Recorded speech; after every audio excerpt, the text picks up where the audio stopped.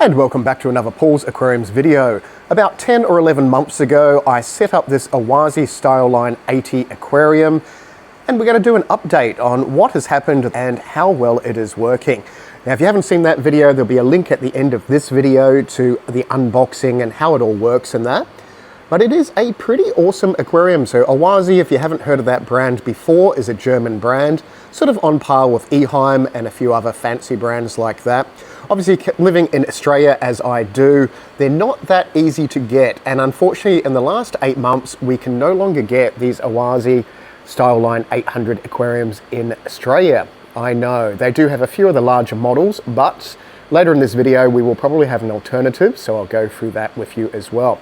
But after 8 months, what has happened to this aquarium? Okay, we started off with a normal sand substrate, and we've actually replaced the sand substrate with just a fine aquarium gravel above an active aqua earth.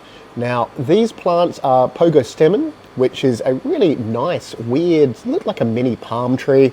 In the last sort of month or so, they have completely taken off. So this is about a good 8 months growth or so, just to get to this sort of stage. Around here, we have a little tiny patch of hairgrass. Now that is dwarf hairgrass or bellum. Now you can get all these plants tissue culture, and tissue culture just means grown in a lab, snail-free, algae-free, etc., etc. There are multiple different brands throughout the world, but they are a full aquatic plant. Now in here we have quite a variety of different tetras. So there are albino neons, there's albino cardinal tetras, and normal cardinal tetras, and we have some daisy rice fish, which is a little tropical rice fish. They're the little blue ones with a little tiny beady green eye, being chased by that albino cardinal tetra. So tetras and things like that want a slightly acidic water. We're running the pH of this around about 6.4, 6.5, which is perfectly fine for all these guys and girls. We've got a few Siamese flying foxes. Now they're a type of catfish. They're schooling, I think there's about 4 or 5 in here just to eat the algae. And we do have a few issues with algae. There's hair algae, and there'll probably be algae on my glass if I zoom in somewhere, because yes, I'm very, very slack at cleaning the glass. Other plants in here, we have a few floating lilies. So those are banana lilies up the top. And we have a few little Bruce, which is like a slow growing, low light plant. Very awesome little plants, as that little tiny flying fox is nibbling away on the algae there. Now, with fertilizer and stuff, we have root tabs in the bottom, and we're feeding a liquid fertilizer. And because I'm not sponsored by Oase or anyone else for that matter, there's a few different brands that we use in our tanks. So the capsules we're using under the gravel are these awesome Tropica nutrition tablets. Look at that. Okay, they are made in Poland. They are super awesome. So they're a little tiny tablet with fertilizer in them, and you want to plant them within probably every 10 to 15 centimeters under the substrate. And you want to replace them. Well, you don't have to take them out, obviously, because they dissolve in the water, but you want to replace them with a new one every sort of 6 weeks. So 4 to 6 weeks on average. So since we've been using those, we have got the best growth out of these plants. Absolutely amazing. You don't need CO2 to use these, obviously. They're just slow release nutrients that goes into the substrate. Now, liquid fertilizer, we're using this Dilua Fat Pro, just because it's got a weird name. No, it is actually a good fertilizer. Now, the Fat Pro, there's a few different types of this in this brand. This one is designed to use with CO2. Because the CO2 is a carbon form for the plants, they grow a lot quicker. So you've got more nutrients in these CO2 fertilizers than you do your standard fertilizers. But that is pretty much all we're doing. We are adding this liquid fertilizer about twice a week on average, and adding these every sort of 5 weeks, give or take. Back to the rest. But we are also running CO2, and CO2 is just carbon dioxide. That is roughly 1 bubble per second, and that's just using a Dilua regulator on just a standard bottle you can get from a home brew place. So regulators like this retail Australia for around about $220, and that just plugs into any standard size bottle fitting, and then that pumps the CO2 into the tank, which gives the plants a carbon form. And that is the CO2 bubbling away right at the back there, if you can see that. So a pretty straightforward setup. It has a solenoid valve, and the solenoid valve, that little tiny thing glowing there, just means it's plugged into the power. And when your lights flick off, your solenoid valve flicks off as well. And then that way you don't have CO2 at night. If you do have CO2 going at night, what's going to happen is that's going to alter your pH a little bit too quickly.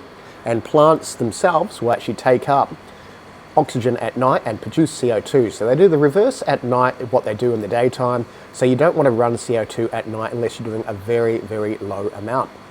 Now, getting to the hardware on this tank, it is a very nice tank. So it is a shame that they don't import them into Australia anymore, but if you're watching from overseas, I'm sure you'll be able to get them locally. In the UK especially, there's quite a few different sort of people stocking these, but they have machine laser cut glass, so the whole tank is glass. So this is just a black sort of, I don't even know what that is, sort of a black, really strong sticker that's on the outside of the tank, so it just stops you from seeing the water level. And there's another one down the bottom to stop you seeing the substrate level. But we've got quite a lot of substrate in here because we've got the active substrate down below with just your normal gravel.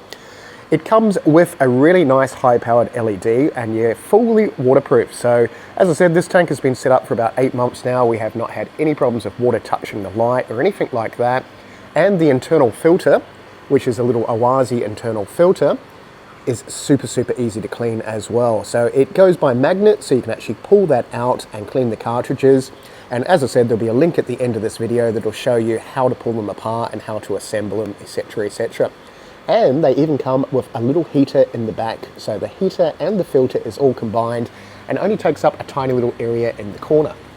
With the stocking level in this tank, we're only really cleaning this filter out every month or so. So we've only cleaned it out about 9 or 10 times, and it is very, very easy to do. So we have a tree as our main centerpiece, obviously not a real tree, it is just a man-made tree. Haven't got any plants really growing on that apart from that little bit of spruce there. And we have our cool little, I don't know what you would call that. What are those ladies doing to that man? I think he's just sleeping, but he is quite happy, possibly. The ladies are a little bit more happy. But that is the basics of how the tank has been set up. So regular water changes, we're doing about a 10 to 15% once a week, dechlorinating the water and adjusting the pH before it goes back in. But I haven't really had any problems whatsoever with this tank. It is a really, really nice tank. Just once it's cycled, which will take a good 6 to 8 weeks, yeah, it is very, very easy to maintain.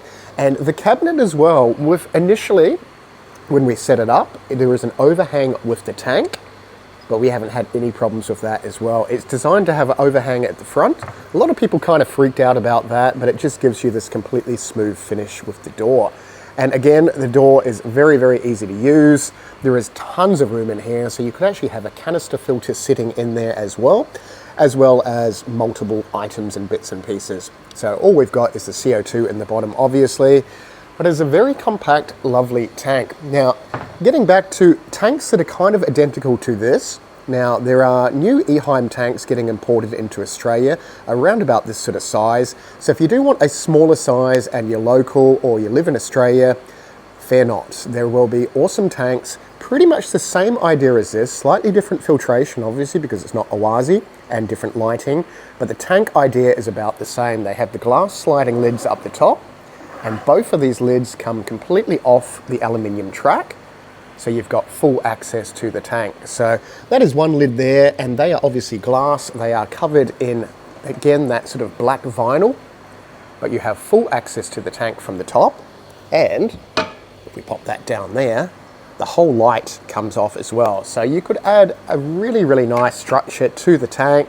If you build like a really nice rock or driftwood structure, you could practically fill the whole tank and easily place it in because you've got so much access to the top of the tank. Anyway, just a quick update to show you how well this tank has gone over the last sort of 8 to 10 months. If you've got any questions or whatsoever, just comment down below and we'll do a few more update videos on some of the other tanks we've set up in the last year or so. Anyway, if you want to see the original video, it is on the screen now. Feel free to subscribe, and we have lots of different videos from fish to tank builds to you name it. Anyway, see you in the next one. Thanks heaps for watching.